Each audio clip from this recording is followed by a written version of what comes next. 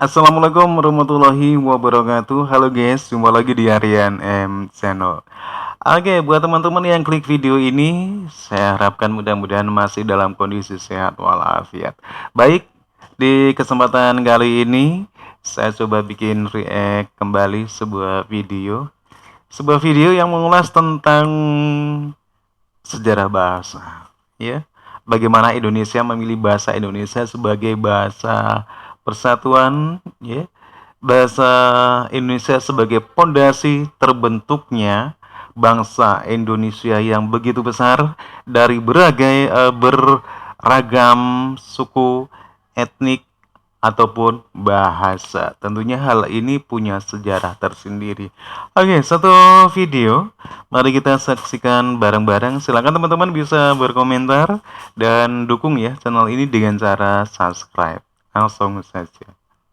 Yang merupakan negara berbilang bangsa, berbilang kaum, dan berbilang bahasa. Kalau kita berbicara bahasa daerah yang ada di Indonesia, Kementerian Pendidikan dan Kebudayaan Indonesia mencatat ada sekitar 718 bahasa daerah yang ada di Indonesia, dan perlu dicatat bahwa angka ini didapat dari 2.560 daerah pengamatan. Artinya, faktanya bahasa daerah yang ada di Indonesia jauh lebih banyak daripada itu, mengingat di Indonesia ada sekitar 18.000 pulau. Pertanyaannya, dari sekian banyaknya bahasa daerah yang ada di Indonesia, mengapa bahasa Indonesia yang lahir daripada bahasa Melayu dipilih sebagai bahasa persatuan? Mengapa bukan bahasa Jawa? Kita flashback sedikit ke sejarah lahirnya bahasa Indonesia. Pada tanggal 28 Oktober 1928 atau 17 tahun sebelum Indonesia merdeka, diadakan Kongres Pemuda II. Kongres ini dihadiri oleh puluhan perwakilan golongan masyarakat dari seluruh penjuru Nusantara dengan berbagai macam latar belakang, budaya, suku, ras, golongan, dan sebagainya. Kongres ini menghasilkan sebuah gagasan penting yang menjadi pondasi persatuan Indonesia. Gagasan ini kami sebut sebagai Sumpah Pemuda. Sumpah Pemuda terdiri dari 3 poin, di mana poin pertama berbunyi, kami, putra dan putri Indonesia, mengaku bertumpah darah yang satu tanah air Indonesia. Poin yang kedua, kami, putra dan putri Indonesia, mengaku berbangsa yang satu, bangsa Indonesia. Poin yang ketiga, kami, putra dan putri Indonesia, menjunjung bahasa persatuan, bahasa Indonesia. Nah, Sumpah Pemuda inilah yang menjadi pondasi penting persatuan Indonesia yang begitu beragam ini, yang begitu kompleks ini.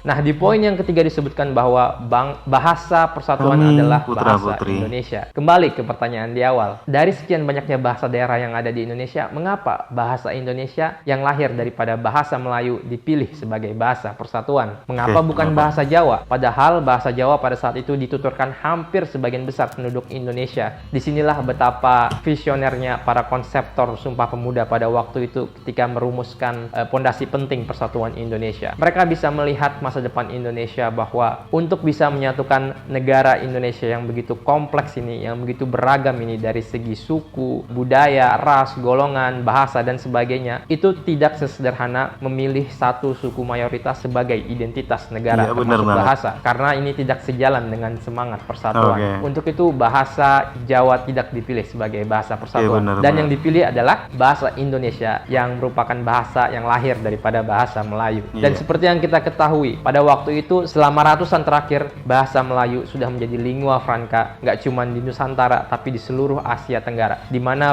bahasa Melayu digunakan sebagai bahasa perdagangan. Dan 17 tahun kemudian sejak Kongres Pemuda II atau pada tahun 1945 ketika Indonesia merdeka, bahasa Indonesia semakin lagi dikukuhkan sebagai bahasa persatuan, di mana dalam Undang-Undang Dasar 1945 disebutkan bahwa bahasa negara adalah bahasa Indonesia. Dan terbukti bahasa Indonesia merupakan bahasa yang sangat sukses untuk bisa menyatukan masyarakat Indonesia yang begitu beragam ini, yang begitu kompleks ini. Dan saya sebagai warga Indonesia yang hidup di zaman sekarang merasa sangat bersyukur bahwa our founding fathers memilih bahasa Indonesia sebagai bahasa persatuan. Karena sekarang it doesn't matter whether you are from Java, whether you are from Kalimantan, whether you're from Sumatra, Papua, Sulawesi, when we meet in person, we can push aside for a while our ethnicity backgrounds because we are Indonesians, we speak the same national language which is Bahasa Indonesia, and we have a strong identity as Indonesian. Bhinneka Tunggal Ika, unity and diversity.